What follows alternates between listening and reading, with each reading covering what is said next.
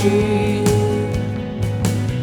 receba a honra. Olhamos pra ti, ó Deus, pra sempre tu és Senhor. Tu reinarás, pra sempre reinarás, pra sempre reinarás, pra sempre e sempre tu reinarás, pra sempre reinarás.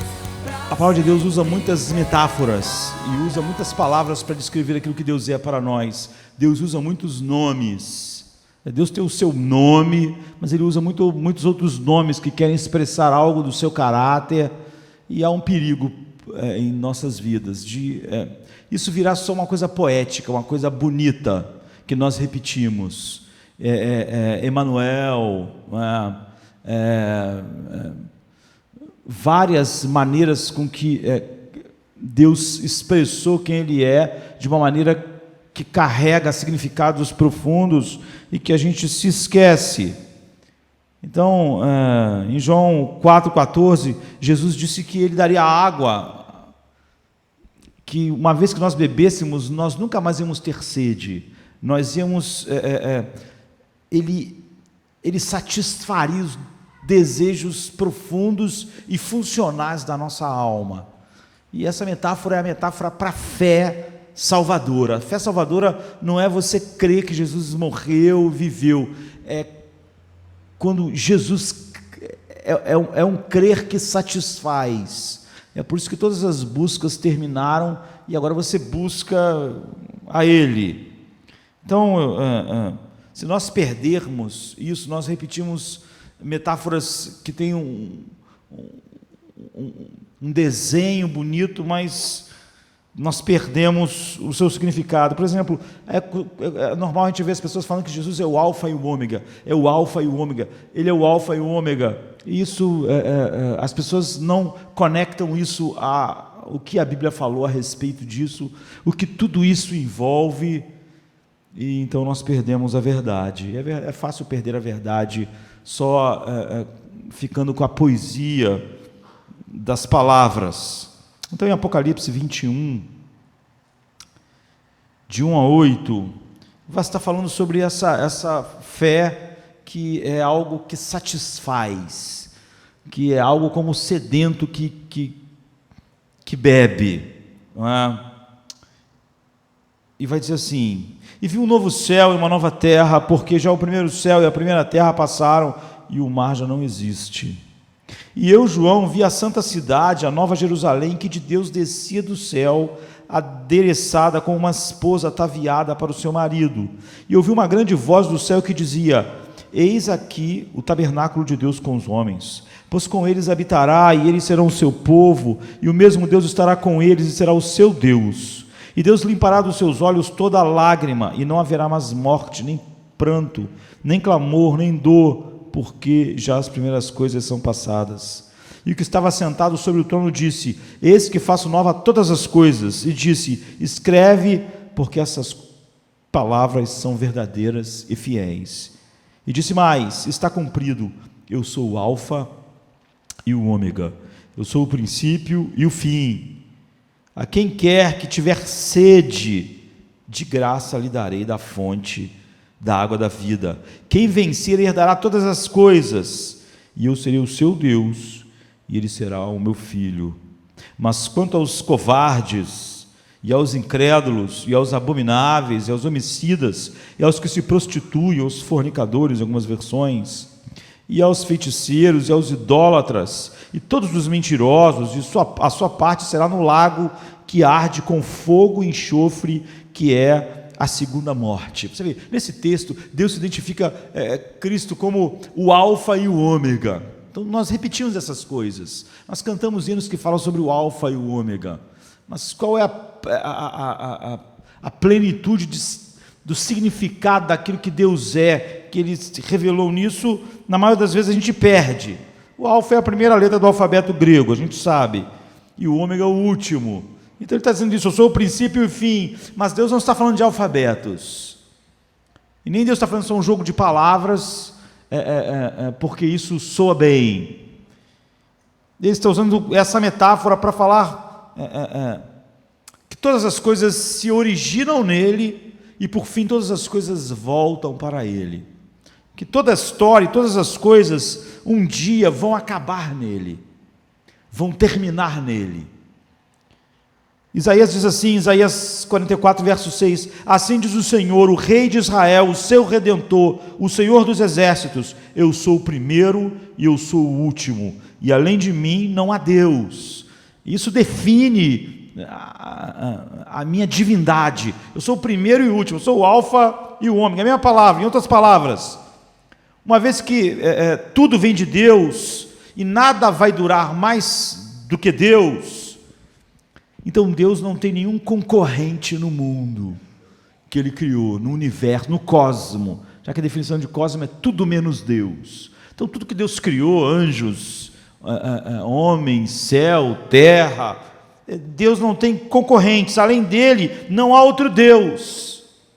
Não é? Nós somos sempre parte de algo coletivo, assim.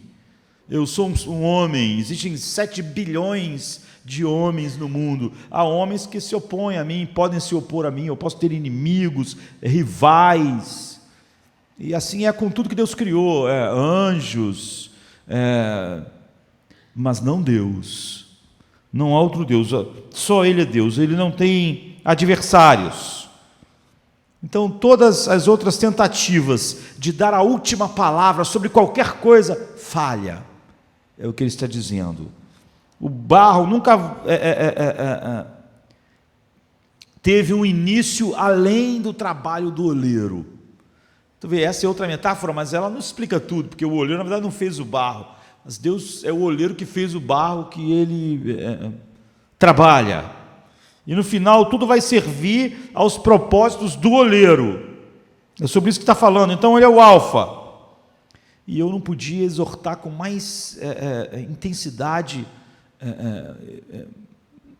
O meu desejo era conseguir fazer com que mais profundamente todos nós pensássemos em Deus como alfa todos os dias. Nos sentássemos em casa e guardássemos um pouco de tempo para pensar em Deus como o alfa absoluto. Encontre algum momento sereno no seu dia, crie esse momento. Então, tome conta de que Deus nunca teve um princípio, antes dele não havia nada, mas Ele sempre estava lá, Ele sempre existiu quando nada existiu. Basta então pensar que por milhões, bilhões, trilhões de anos intermináveis, Deus existia e Deus nunca teve um começo. Como diz o Salmo 90, verso 2, de eternidade em eternidade, Tu és Deus. Nunca houve um momento que Deus não era, mas houve bilhões sem fim de anos. Vamos usar a nossa divisão de tempo, porque é a única linguagem que a gente pode entender. Bilhões e trilhões de anos sem fim, que Ele existiu sem que nada existisse. Então nós podemos nos maravilhar como Deus é infinito, eterno e imutável em sua justiça, em seu poder, em sua sabedoria, em seu amor, em sua santidade, em sua sabedoria, em sua bondade. Mas quando você para pensar que Ele nunca teve início e que todas essas coisas são eternas, então, você se depara com a coisa incrível de que Deus nunca escolheu ser essas coisas. Deus nunca escolheu ser santo. Nunca houve uma época que Ele não foi santo e escolheu ser santo. Deus não escolheu nada do que Ele é. Ele sempre foi, sabe? Isso meio que dá um nó na nossa mente. Deus não chegou um tempo e falou assim, agora eu vou ser santo, vou ser bom, vou odiar o mal, vou amar a santidade, o mal vai me irar, o pecado vai despertar minha ira. Nunca houve. Deus não tomou essas decisões. Todas essas coisas que Deus Ele sempre foi.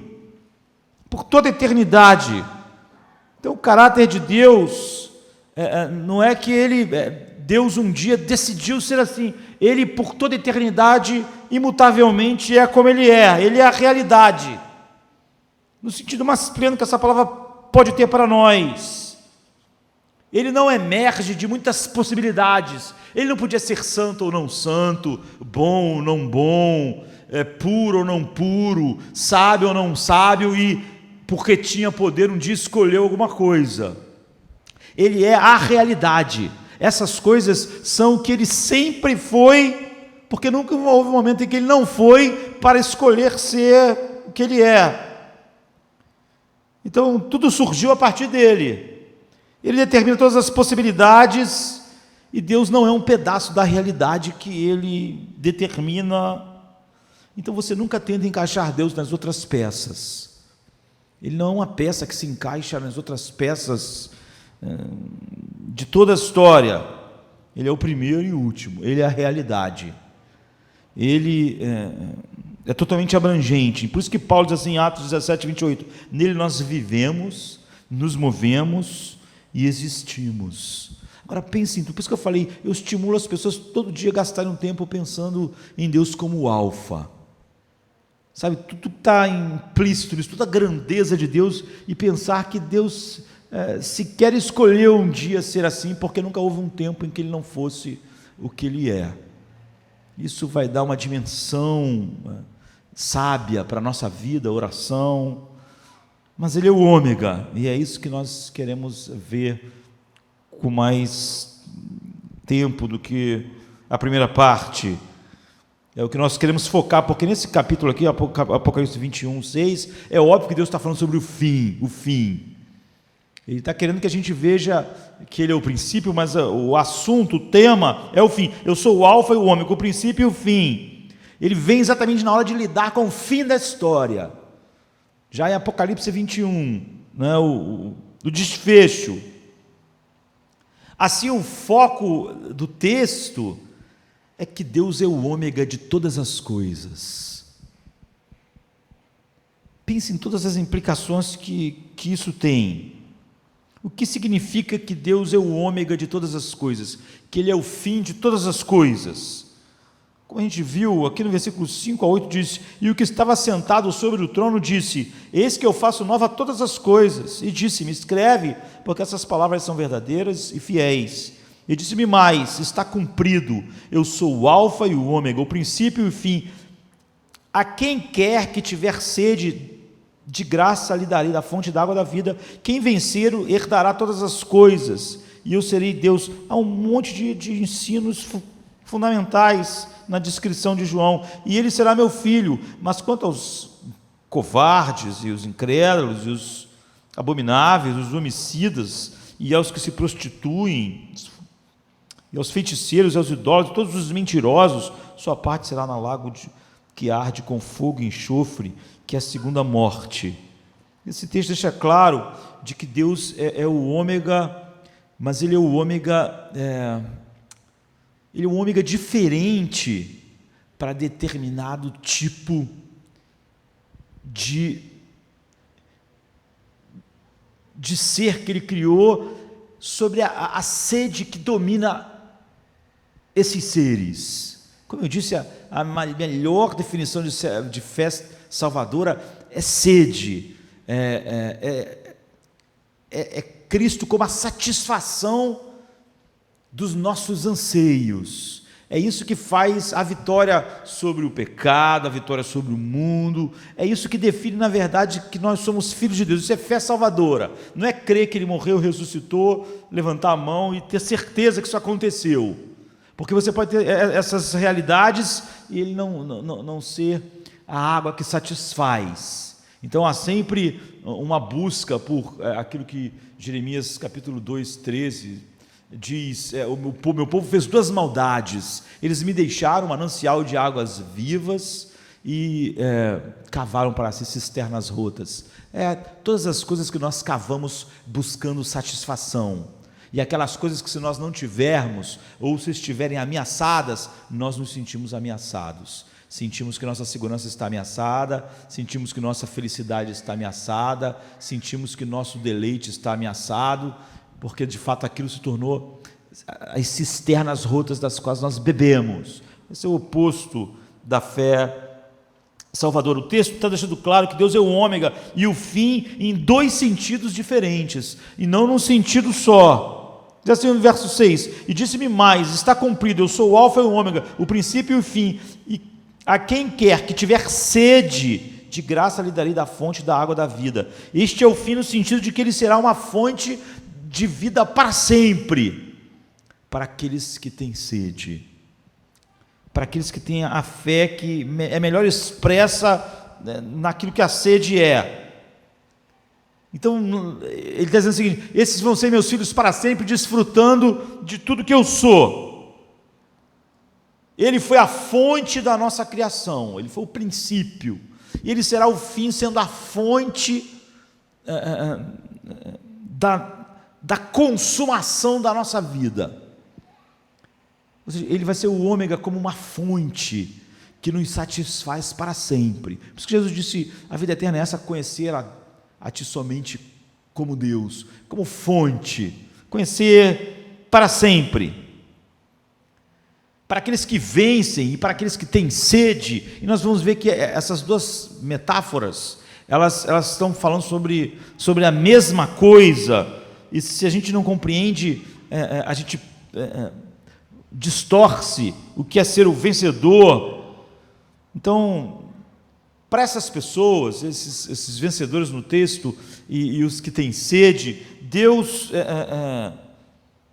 é o fim, é o ômega, mas não como um rio que depois de serpentear pela terra, ele deságua, ele chega ao fim no mar, porque todos os rios correm para o mar e eles enchem o mar, eles suprem o mar com água, mas nós não suprimos. Deus não é o fim como o mar é o fim de todos os rios, ou seja, os rios colocam coisa lá, atribuem mais volume de água ao mar. Deus não é o fim dessa forma para nós não atribuímos nada a Deus. Ele é um oceano sem fim que não é fornecido por nenhum rio. Nós não fornecemos nada a Ele. Ele não é preenchido por nada. Quem é preenchido, por exemplo, num culto como esse, somos nós. Deus não é preenchido em nossa adoração e louvor. Ele transborda, não é, sobre nós. E assim é eternamente. Então Deus não é preenchido pelos santos sedentos e nem pelos santos vencedores, como o texto diz. Deus é o princípio e o fim para nós, como um oásis no deserto. A gente está num deserto, né? A vida é um vale de lágrimas. Então Ele é o princípio como a fonte da vida, o oásis, não é? Da onde a gente partiu, e Ele é o final como o oásis final para nós, a satisfação final de toda a sede infinita da nossa alma, que encontra satisfação nele. Então é assim que Ele é o fim, é o ômega para o sedento. Mas a Bíblia diz que não é só esse tipo de pessoa para a qual Deus é o fim. Deus é o fim de todas as coisas. Todas as coisas têm um fim nele.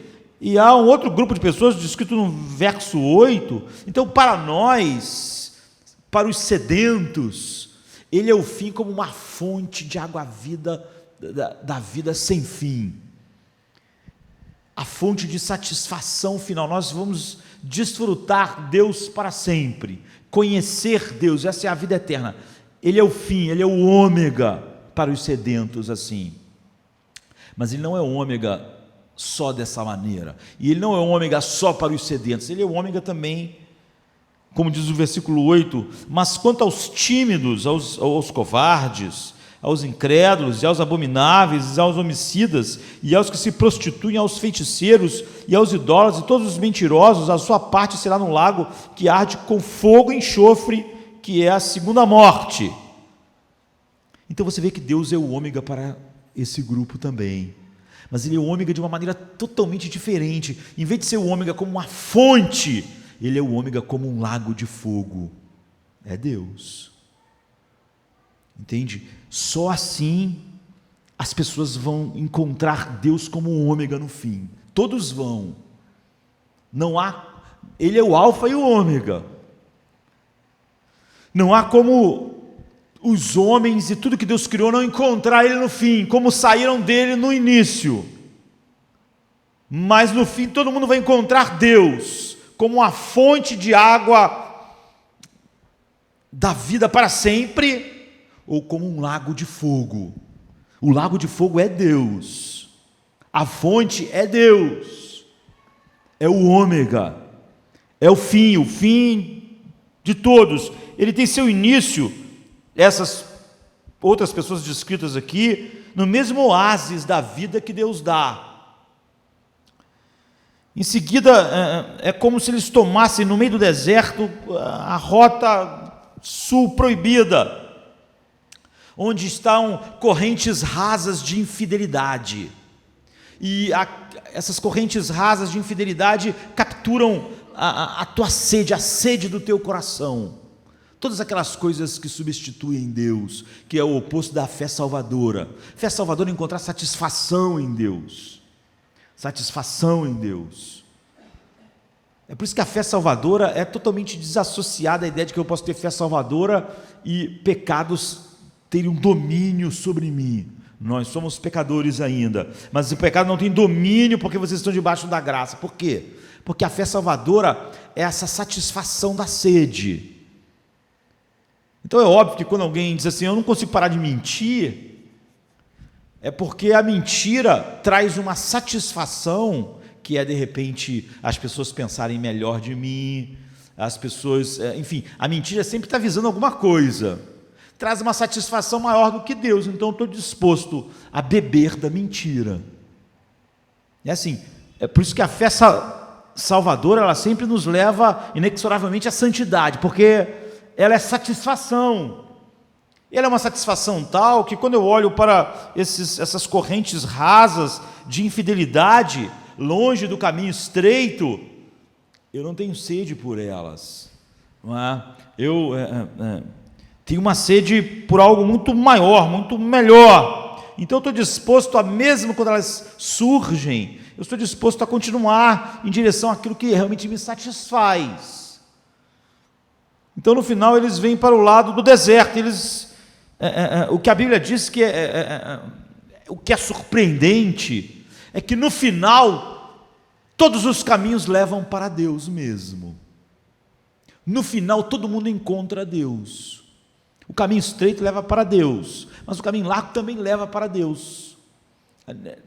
Nesse sentido, a verdade é que todos os caminhos levam o homem para Deus. Só que lá no fim o homem encontra Deus ou como uma fonte de água ou como um lago de fogo. Não é que ele criou um lago de fogo e criou uma fonte de água. Ele é. Quando a Bíblia diz sobre... quando faz essa descrição... a sua parte está no lago que arde com fogo e enxofre, que é a segunda morte, está falando sobre a ira de Deus. Da mesma maneira que a fonte de água que Deus não é a fonte de água de verdade, é o deleite no prazer final de Deus, da comunhão com Ele. Então a Bíblia está dizendo que todos os homens têm o seu ômega em Deus, todas as coisas, homens, anjos, têm o seu ômega em Deus. E isso para algumas pessoas é assustador, porque de alguma maneira as pessoas acabam esquecendo de que todos nós, os homens, têm o seu ômega em Deus e anjos, e que Deus é tanto uma coisa quanto a outra. Ele é encontrado como a fonte de água no final, para os sedentos, para os famintos dele, e ele é encontrado como um lago de fogo para os famintos e sedentos por coisas que substituíam Deus para a satisfação do coração. Mas é tudo um encontro com Deus. Muitos crentes hoje não gostam a ideia de fogo e enxofre, que dirá com a ideia de que é o próprio Deus se manifestando no fim Ou seja, são os homens se encontrando com Deus de uma forma ou de outra. Para os incrédulos, covardes, infiéis, mentirosos, sua parte será num lago que arde fogo e enxofre. Ou ele é uma fonte ou é um lago de fogo e enxofre. Em Apocalipse 20, 10, por exemplo, diz assim: e o diabo que os enganava foi lançado num lago de fogo e enxofre, onde estão a besta e o falso profeta, e de dia e de noite serão atormentados para todo sempre, sempre debaixo da ira de Deus. Em Apocalipse 14, 9 a 11, diz assim: e seguiu-os o terceiro anjo, dizendo com grande voz: se alguém adora a besta e a sua imagem, e receber o sinal na sua testa ou na sua mão, também este beberá do vinho da ira de Deus, que se deitou, não misturado, no cálice da sua ira, e será atormentado com fogo e enxofre diante dos santos anjos e diante do Cordeiro, e a fumaça do seu tormento sobe para todo sempre, não tem repouso, nem de dia nem de noite, os que adoram a besta, a sua imagem, aquele que recebe o sinal do seu nome. Então você vê, todos os homens, Deus é o ômega. O que Deus está dizendo é isso. Ele está falando aqui, está enfatizando o fim de tudo. Todos os homens vão se encontrar com Ele, ou como uma fonte de água da vida, no final do deserto, ou aquele que tomou o caminho do sul, do desprezo de Deus como o deleite do coração. Não é a crença intelectual, é a fé que é a satisfação do coração naquilo que Deus é. Portanto, é óbvio que o homem vai estar sempre fazendo escolhas agora, um homem regenerado, daquilo que está em direção à sua satisfação maior. Então, você vê que muitas vezes quando as pessoas falam sobre o inferno, elas falam de uma maneira tão cuidadosa. Outro dia eu ouvi alguém dizendo: Deus não manda ninguém para o inferno, as pessoas escolhem ir para lá. Isso é só meia verdade, porque isso esconde mais a verdade do que revela a verdade. Ou então algumas pessoas dizem: a tranca do inferno está pela parte de dentro e não pela parte de fora.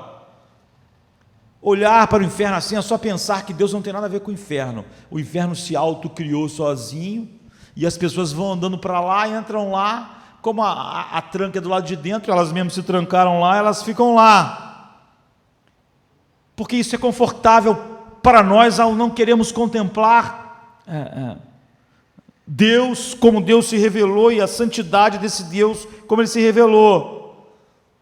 Então a gente pensa no inferno simplesmente como aquilo que os ímpios impuseram a si mesmo ao escolherem algo além de Deus, mas isso que eles encontram no final do caminho é o próprio Deus. Aquilo que Jesus encontrou na cruz, que fez ele bradar, foi Deus. Foi o cálice da ira de Deus. O que ele encontrou lá, que é o horror final, foi Deus como um lago de fogo, e não Deus como uma fonte de água. Por exemplo, nós podemos ver essa visão claramente numa obra de C.S. Lewis chamada O Grande Divórcio.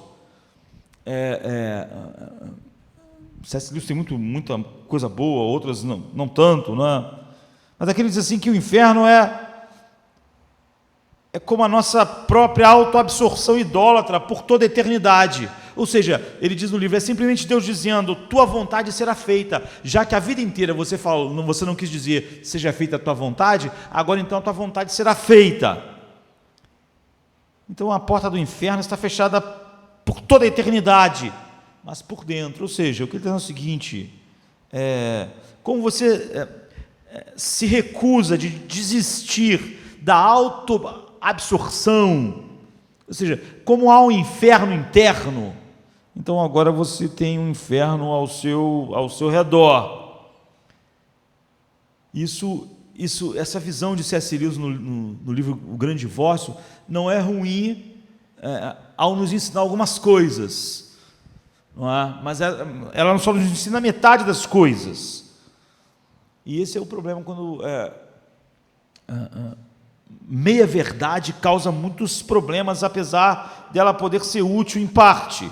Por exemplo, a gente aprende que o inferno,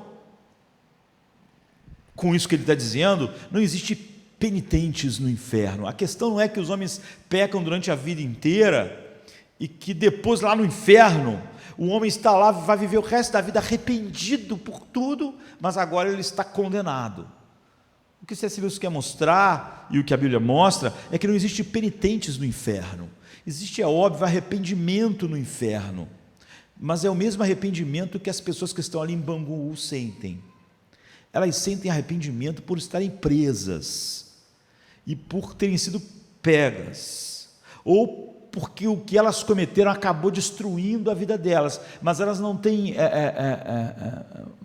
a revolta delas não é contra aquelas coisas que davam prazer a ela e que levaram ela para lá, mas são as consequências daquilo. Isso não tem nada de penitente. Então é óbvio que assim você pode tremer da ira de Deus. É assim que Satanás treme. Ele crê em Deus e estremece, mas ele estremece da ira de Deus, da consequência danosa para ele mesmo do pecado, mas ele não sente nenhum amor por Deus, porque o arrependimento verdadeiro, ele não está voltado para dentro, né? Não é autoabsorção, é voltado para a glória de Deus e aquilo que o pecado roubou. Isso os demônios de Satanás não têm, mas eles tremem, porque eles conhecem a ira. Então, C.S. Lewis está ensinando isso, isso é importante, é por isso que Deus não pune pecados cometidos durante a vida, e o homem passa o resto da vida, da eternidade, arrependido sinceramente, mas agora sendo punido pelos pecados da vida simplesmente. O homem nunca se arrepende. É por isso que o arrependimento, tanto aqui, para nós, mesmo para nós, é um dom de Deus. O homem nunca se arrepende do pecado, pelo pecado. É óbvio que nenhum homem, nem os demônios gostam das consequências do pecado. Então você pode se arrepender das escolhas que te levaram até aquele lugar, mas não é uma rebelião contra os seus prazeres, mas é a percepção de que os teus prazeres destruíram tua casa, tua família, tua vida, teus planos, teus sonhos, enfim, teus prazeres causaram problemas. Então há uma tristeza por esses problemas, não há uma tristeza pelos prazeres que eram uma fonte substituta de Deus para a satisfação da vida. Então, como um homem rico em Lázaro e Lázaro em Lucas 16, ele lamenta as escolhas que levaram ele até aquele lugar, mas ele não lamenta o próprio desprezo da glória infinita de Deus que os seus atos roubaram. Então, não há ninguém penitente no inferno. Nisso C.S. Lewis está certo. A descrição de inferno de C.S. Lewis também está certo, no sentido de que Deus nos entrega, mesmo a partir de agora na terra, as escolhas dos nossos próprios corações, como a Bíblia diz em Romanos 1, Deus nos entregou. Olha a nossa sociedade horrível, Deus nos entregou. Vocês não amam o pecado? Olha os resultados, vai ser esses. Isso faz parte do juízo de Deus. Não espere uma sociedade melhor. Se cada um vive para si mesmo, se cada um acha que o seu corpo é seu mesmo, se cada um acha que pode fazer o que quiser com a sua vida sexual, com o seu dinheiro, com o seu tudo, é nisso que vocês vão viver. Vocês são entregues a cada vez mais sentir sede por essas coisas de uma maneira destrutiva, cada vez mais destrutiva, já que era destrutiva desde o início. Mas você vê, isso tudo é só uma parte, uma meia-verdade, e uma meia-verdade não é a verdade inteira. Então o inferno não é só o abandono de Deus, não é só porque você não... Não, o inferno é o encontro com Deus como um lago de fogo. Como a eternidade, a vida eterna é um encontro de Deus como a fonte da vida. A vida eterna é te conhecer como Deus. É encontrar Deus como a fonte. Deus é o ômega de todas as coisas, tudo vai terminar nele, porque tudo começou nele. Então ele é um ômega interminável para todos os seres que ele criou, para cada homem, ou como uma fonte de água viva, ou como um lago de fogo. Tanto uma coisa quanto a outra são uma metáfora de como você encontra Deus no fim, e como você vai experimentar Deus eternamente. Na perspectiva de experimentar Deus eternamente assim, é que os demônios tremem. Então nós precisamos nos lembrar mais de que nossas vidas acabam em Deus, que Ele é o ômega de todos nós. É por isso que Paulo diz assim, apesar da percepção das pessoas, de que quando elas estão buscando a sede e satisfação, está fora de Deus, parece que Deus está longe, mas Paulo continua dizendo para todo mundo, Ele não está longe de cada um de nós, em Atos 17, 27, porque nele nós existimos, respiramos e nos movemos, e vai ser assim para sempre, no céu e no inferno, você vai existir em Deus, todo mundo vai existir em Deus, para sempre. Ninguém existe fora. Nele nós existimos, nos movemos e respiramos. Para sempre, Ele é o ômega de todos, como um lago de fogo ou como uma fonte. Então, mesmo que Ele possa parecer tão distante para as pessoas, de tal maneira que elas buscam autossatisfação fora dEle, no final Ele será totalmente real para todo mundo, porque o final é Deus como ômega de todo mundo. Quem foi por um caminho vai encontrar Deus, quem foi pelo outro caminho vai encontrar Deus, quem foi em direção às águas turvas da autossatisfação fora de Deus vai encontrar Deus no fim. Todo mundo encontra, não é? No final Ele será totalmente real para cada homem e mulher, e é isso que vai ser céu e inferno. Deus vai ser totalmente real para todo mundo, vai ser totalmente real como uma fonte, totalmente real como um lago de fogo. Nada pode parecer tão contrário em uma fonte de água refrescante e viva e um lago de fogo, é o exato oposto, e é assim que as pessoas encontram Deus no fim, de um jeito ou de outro. Eu sou o alfa e o ômega, diz o Senhor, o princípio e o fim, ou seja, eu sou a fonte da vida eterna para um e um lago de fogo para outro. Eu sou o ômega de todos. Isso quer dizer que a vida nesse mundo é totalmente séria, porque a nossa sede no mundo, não é o que a gente diz crer, simplesmente a nossa sede no mundo, e a gente sabe que Deus soberanamente, a fé salvadora flui da graça soberana de Deus, não é? A nossa sede no mundo define como nós vamos experimentar Deus para sempre. Nós todos vamos experimentar Deus para sempre. Então eu oro para que todos nós sempre vejamos as alternativas incríveis daquilo que é Deus como o ômega de todas as coisas, para que frases como essa, eu sou o alfa e o ômega, não se percam numa poesia sem sentido em nossa mente e sem aplicação na nossa vida. Então nós, mesmo nós, que temos encontrado em Deus a fonte, o anseio do nosso coração, recebemos um coração para se deleitar nele, desejar ele, e quando olhamos para o mundo vai perdendo todo o seu charme para nós, porque a gente começa a ver todas as coisas como um impedimento para nós bebermos mais dessa água. Mesmo assim, nós continuamos entrando na presença de Deus,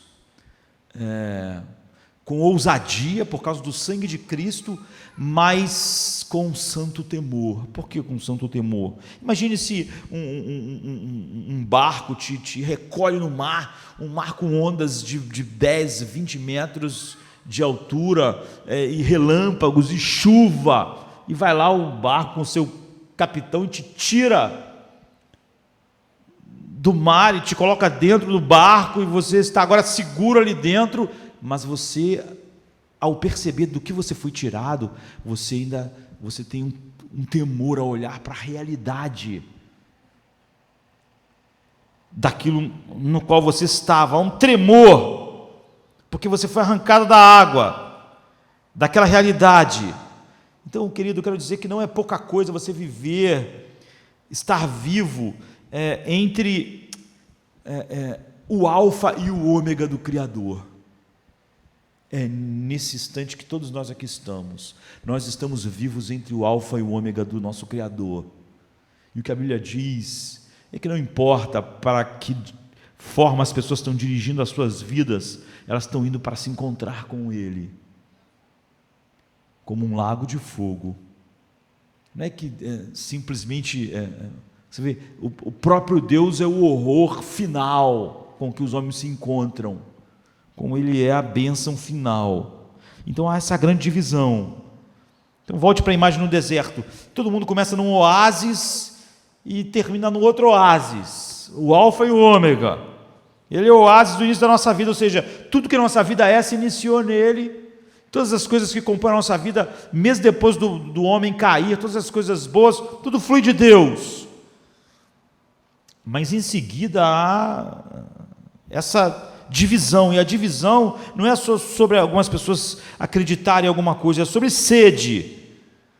Ele usa duas palavras aqui em Apocalipse 21, 6 e 7. Ele diz que as pessoas que vão encontrar Ele como fonte da vida e não como um lago de fogo, para o sedento eu darei a água sem preço da fonte da água da vida. A primeira característica da pessoa que vai conhecer como Deus, como uma fonte infinita, é que ela tem uma sede de Deus hoje. Que ela é simplesmente de uma igreja, acredita que Jesus morreu no mundo para salvar os pecadores. Então há esse belo convite, que na verdade só é atraente para os sedentos de Deus. Como está em Apocalipse 22, 17. E o Espírito e a esposa, e a noiva, dizem: vem. E quem ouve, diga: vem. E quem tem sede, venha. E quem quiser, tome de graça da água da vida. Isso é que é crer segundo a Bíblia. É ter sede de Deus. De Deus. Então, quando Deus diz que Ele vai dar água, da fonte da água da vida, a quem tiver sede, Ele está dizendo aqueles que têm gosto e anseio por Ele, e encontram Ele como água no fim. Para sempre. Porque essa sede no mundo, essa evidência da regeneração soberana, nos afasta das bebidas anímicas do mundo. É assim que nós vencemos o pecado. É uma questão de sede mais profunda da alma, não é? Quando Deus diz sede é uma condição da salvação, Ele não quer dizer que essas pessoas que gostariam de ir para o inferno, não ir para o inferno, isso é a verdade sobre todo mundo. Você vê que ao pensar em Deus como um lago de fogo, os demônios estremecem, mas eles não têm sede por Deus. Eles não podem encontrar Deus de outra forma que não seja como um lago de fogo. Então todo mundo está com sede nesse sentido, de pensar em Deus como um meio para coisas boas na vida. Ele está falando sobre sede de Deus, porque as pessoas vão encontrar no final Deus como a fonte. Então elas encontraram sede de Deus agora. Deus significa que a alma, o que Deus está dizendo aqui significa que a alma está sedenta dele mesmo, e quem tem sede vai beber da água da vida para sempre. Essa é a vida. Essas pessoas que têm sede de Deus, elas são levadas diariamente pelo Espírito, então, para longe dos riachos das satisfações que afastam ele, né, dessas correntes de água viva. Ele está indo em direção ao oásis final, ao ômega de Deus como uma fonte para ele. E é aí que ele usa a metáfora dos vencedores, no versículo 7. Ao que vencer, terá esta herança, e eu serei o seu Deus, e ele será o meu filho. A palavra vencedor aparece uma dúzia de vezes em Apocalipse. E muitas pessoas às vezes estão pensando em vencer, ao que vencer, como um cara com a espada na mão que venceu uma guerra.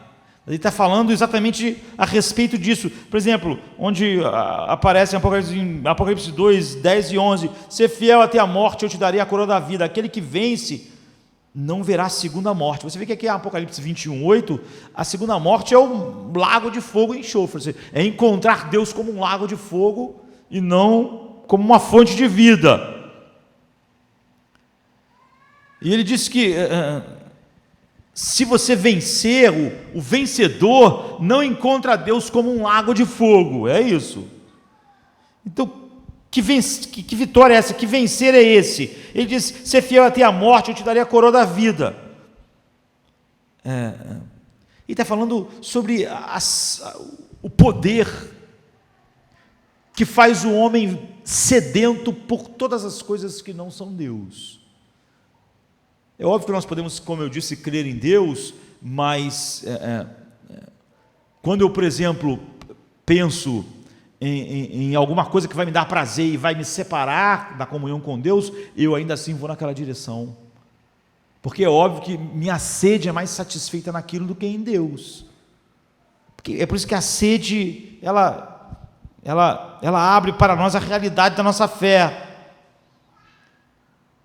Então é a vitória colocada como sinônimo dessas pessoas que têm sede. Essas pessoas estão vencendo por causa da sede, não é por causa da sua espada, da sua capacidade, da sua força, mas por causa de um coração que tem sede de Deus, fome de Deus.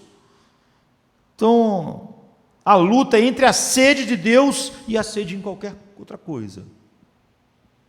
O que vence é aquele que tem sede de Deus, uma sede que vence a sede de qualquer outra coisa.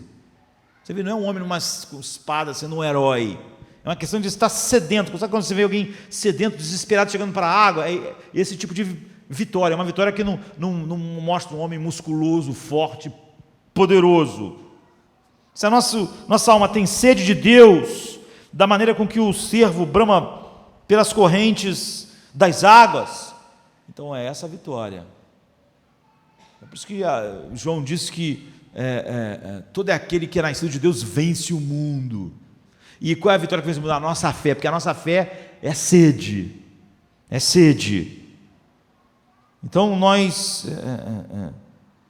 não queremos nada que não seja, que não nos conecte com a fonte que nos satisfaz. Se um prazer nos conecta com isso, nós podemos desfrutá-lo, mas não podemos desfrutá-lo quando ele nos separa dessa fonte, que é a nossa maior sede.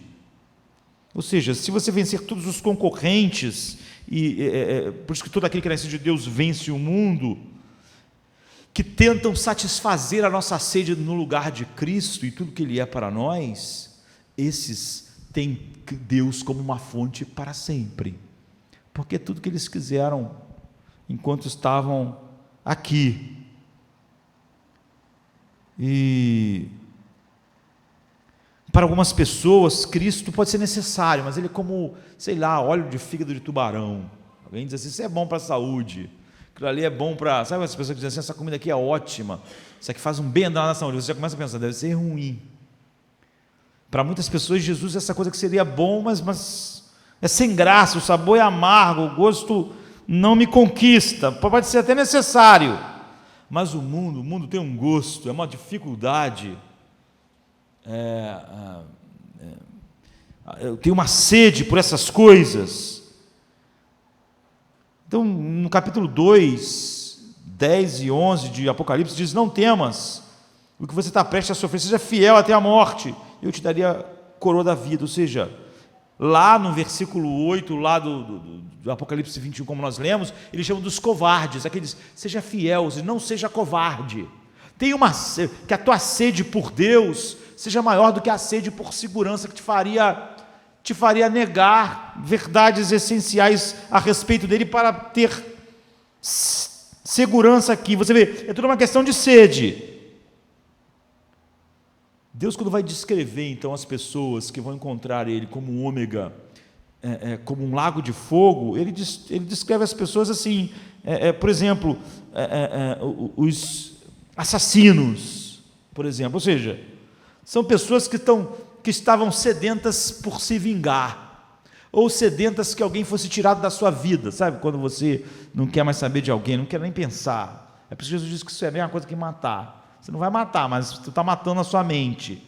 A tua sede disso é maior do que a sede de Deus. Você sabia que não há como beber de Deus e satisfazer essa sede? Esses são os assassinos. Ele diz: os fornicadores vão ficar de fora. São pessoas sedentas por um prazer sexual de uma maneira que afasta ele de Cristo. Então, na verdade, ele tem uma sede maior por satisfação sexual do que uma satisfação em Cristo. Ele está dizendo, essas pessoas encontram Deus como um lago de fogo. Por quê? Porque eles tinham um prazer maior em algo que não era Cristo. Se eles tivessem um prazer em Cristo maior do que um prazer sexual, o seu prazer sexual seria direcionado por algo que o liga a Cristo, e não algo que o separe. À medida que ele olhasse para o sexo como algo que o separa de Cristo, ele diz: isso eu não quero. Eu não quero, não é por isso, é porque a minha sede por Cristo me coloca em oposição a algo que vai me afastar disso, daquilo que eu quero. Os idólatras são pessoas sedentas por deuses gerenciáveis. Qualquer Deus gerenciável que você pode conceber, que não é o Deus da Bíblia, que é o Deus que é o alfa e o ômega. Você tem uma sede por isso. Ou todos os mentirosos, que são os mentirosos, são pessoas que têm uma sede de um futuro. Eles não têm uma sede na graça futura de Deus. Então eles têm uma sede maior de um futuro que a mentira pode criar. Por que as pessoas mentem? Porque elas estão querendo criar um futuro através de fraude. Elas acham que realmente a mentira vai dar a elas um amanhã melhor. Elas querem criar um futuro, elas têm uma sede de um futuro melhor através da satisfação de um mundo criado pela sua mentira. Se ela tivesse uma sede maior na graça futura que flui da sua comunhão com Cristo, então ele não mente para ter um futuro ou uma situação melhor. Você vê, tudo é uma questão de sede. Então eu quero dizer o seguinte: quem não tem uma sede por Cristo acaba sendo engolido pela sede do mundo, porque todos nós estamos sedentos. Nós vivemos nossos corações, eles acordam para o desejo todos os dias, e é por isso que a Bíblia diz que ao nascermos de novo, o que Deus está fazendo é nos dar um novo coração, novos afetos, novos desejos, novos ódios, ou seja, coisa que nós amávamos, nós odiamos. É esse tipo de transformação. Ainda há em nós sedes concorrentes, mas elas nunca são as poderosas agora. É por isso que o pecado não terá domínio sobre vós, porque elas nunca são mais poderosas do que a sede que nós temos por Cristo. Então nós nunca podemos viver numa situação em que o mundo vive bebendo o que ele está bebendo. Por causa disso, então eu quero encerrar. Há tanto o que dizer nesse texto ainda sobre a sede e sobre o que ele diz, como as pessoas encontram e como ela é uma água de graça. Ele simplesmente está descrevendo a fé. Ele está dizendo: olha, quando o homem chega assim, ele tem tudo que ele deseja gratuitamente. Porque, na verdade, a sede é só uma maneira de descrever a fé salvadora. É uma sensação de um vazio completo que só Cristo satisfaz. Essa é a sede. Quando uma pessoa assim atravessa o deserto ofegante, no meio de um deserto escaldante, acha um oásis, a água está lá. Tudo que ele quer é a água é de graça. Você nunca vai dizer: poxa, mas o dono dessa fonte, aí a fonte é um negócio duro, a gente tem que estar sedento para ter. Ninguém diz isso. Por quê? Porque a sede não é um trabalho, a sede não é algo difícil, a sede é algo inexorável para quem está vivo. Então ela é gratuita, é sequiosa. Deus ama satisfazer a sede que nós temos por Ele, a sede que nós temos por Cristo, a sede que Ele mesmo cria em nós. Então o que nós devemos pensar é que essa é a descrição bíblica da fé salvadora, e que quando ele fala que é o alfa, nós temos muito que, nós não podemos falar muito a respeito disso hoje, mas nós temos muito que pensar diariamente nas implicações de Deus como alfa, sobre Ele e sobre nós e o mundo, mas há implicações enormes quando nós pensamos nele como o ômega de todas as coisas. Porque no final, todos têm o seu fim em Deus, como um lago de fogo ou como uma fonte de água da vida. Essas são duas metáforas para descrever como os homens encontram Deus para sempre. No fim, Isaías 60, 19 e 20, diz assim: e nunca mais te servirá o sol para a luz no dia, nem com o seu resplendor a lua te iluminará, mas o Senhor será a tua luz perpétua, e o teu Deus a tua glória. Nunca mais se porá o teu sol, nem a tua lua minguará, porque o Senhor será a tua luz perpétua, e os dias do teu luto findarão. No final de todas as estradas está Deus, Ele é o ômega de tudo. E você vai encontrá-lo como a luz da vida ou como o lago de fogo. E tudo isso é evidenciado em nossas vidas pela sede que consome os nossos corações. Então eu quero terminar com Apocalipse 22, 17, que diz: e o Espírito e a esposa dizem: vem, e quem ouve e diga: vem, e quem tem sede, venha, e quem quiser tome de graça da água da vida. Essa é aquilo que nos conduz agora, e essa é a vida eterna. Essa é a obra soberana que o Espírito Santo faz. Sede vai determinar se eu vou encontrar Deus como uma fonte de água, ou a falta de sede e a sede em outras coisas para minha satisfação vai determinar se o Deus como ômega para mim é um lago de fogo. Mas Deus mesmo é tanto a fonte contra o lago de fogo. Vamos ficar de pé, vamos orar. Em ti nós esperamos, o teu amor não tem fim. És Deus onipotente, receba a honra. Olhamos pra ti, ó Deus.